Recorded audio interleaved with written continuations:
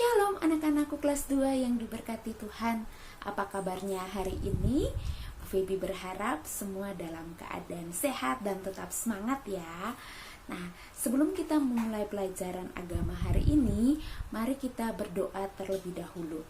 Lipat tangannya, tutup matanya, kita berdoa. Berdoa mulai. Tuhan Yesus, pimpinlah kami dalam pelajaran agama hari ini. Buatlah kami mengerti apa yang disampaikan oleh guru dan kami juga dapat mempraktikannya dalam kehidupan keseharian kami. Di dalam nama Tuhan Yesus kami berdoa. Amin. Ayo, siapa tadi yang tidak berdoa? Bu Feby berharap semuanya berdoa ya, minta hikmat sama Tuhan supaya Tuhan memberikan hikmatnya, dan ketika anak-anak belajar, anak-anak bisa paham, bisa mengerti ya. Oke, sudah siapkan bukunya. Kita akan melanjutkan materi di minggu yang lalu. Kalau di minggu lalu kita belajar di bab 11 dan terakhir anak-anak memilih gambar dari keempat gambar ini terus diwarnai. Kita akan melihat bagaimana seharusnya sikap kita untuk menciptakan atau menjaga kerukunan di dalam keluarga. Nah, ayo buka di halaman 92. Halaman 92, lanjutnya bagian C, judulnya menjaga kerukunan. Nah, di sini ada cerita tentang dua orang kakak beradik, namanya Sally dan Stella. Mereka punya seekor anjing. Nah, mereka senang bermain sama anjing ini. Anjingnya diberi nama Coklat. Seru ya namanya. Nah, anak-anak punya hewan peliharaan gak di rumah? Ada yang punya ya? Nah, kalau yang gak punya ya gak apa-apa. Oke, Sally dan Stella ini mereka sering bergantian memandikan juga memberi makan kepada si anjing yang bernama Coklat ini. Nah, orang tua mereka sangat senang melihat mereka berdua yang bekerja sama saling bergantian memberi makan hewan peliharaan mereka atau si anjing yang bernama Coklat ini. Nah, Sally dan Stella mereka hidup rukun dengan kakak. Maksudnya mereka selalu hidup rukun di dalam keluarga sebagai kakak dan adik. Mereka juga jarang bertengkar, dan kalaupun mereka bertengkar, mereka kemudian saling memaafkan, saling meminta maaf satu dengan yang lain. Bu Feby berharap anak-anak di rumah juga mungkin sering berantem, sering bertengkar sama kakak atau adiknya. Tapi kita diajarkan bahwa kalau kita bertengkar harus segera meminta maaf dan berdamai.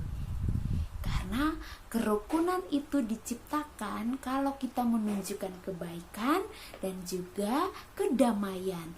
Oleh sebab itu, jika ada yang sering berantem di rumahnya, ayo jangan sering berantem lagi ya. Dan kalaupun berantem, harus cepat-cepat meminta maaf. Oke. Karena kerukunan itu sangat penting. Kalau kita sudah menciptakan kerukunan di dalam keluarga, maka itu akan berdampak ke lingkungan sekitar kita. Bagaimana kita menciptakan kerukunan di dalam keluarga, kita juga dapat membawa hidup yang damai, hidup yang rukun itu di tempat tinggal kita, di lingkungan sekitar kita. Kita bisa hidup berdampingan dengan damai, dengan aman, dengan tentram, dengan orang-orang di sekeliling kita. Hari ini kita belajar bagaimana kita dapat menunjukkan sikap yang baik, sikap yang damai, sikap saling memaafkan, saling mengampuni di antara anggota keluarga maupun di tempat tinggal kita, di lingkungan sekitar kita.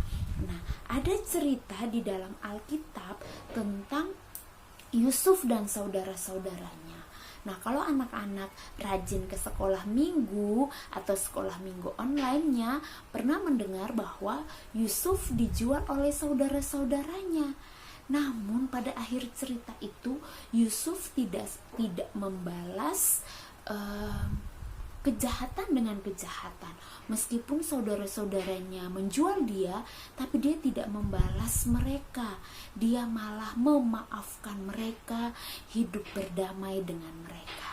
Ini menunjukkan bahwa hidup kakak beradik, hidup saudara bersaudara harus rukun. Siapa di sini yang lagi berantem sama kakak atau adiknya?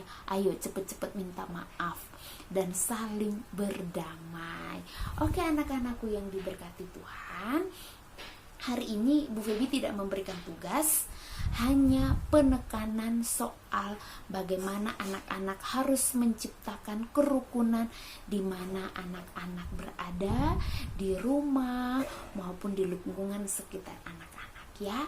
Harus saling berdamai, saling hidup rukun. Tidak boleh saling bertengkar ya. Nah, oke.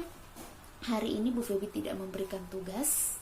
Anak-anak hanya bisa mempraktikkan sendiri di rumah bagaimana hidup rukun, saling memaafkan dan tidak berantem antara kakak beradik. Maupun kalau mama lagi nyuruh minta bantuannya, jangan teriak-teriak membentak ya sama mama. Harusnya ya mama, nanti saya lakukan gitu, supaya mamanya juga senang. Rukunlah dalam kehidupan keluarga. Oke, demikian pertemuan kita hari ini. Kalau ada yang kurang paham, anak-anak bisa menghubungi Bu Feby. Sampai bertemu kembali, Tuhan Yesus memberkati. Dadah.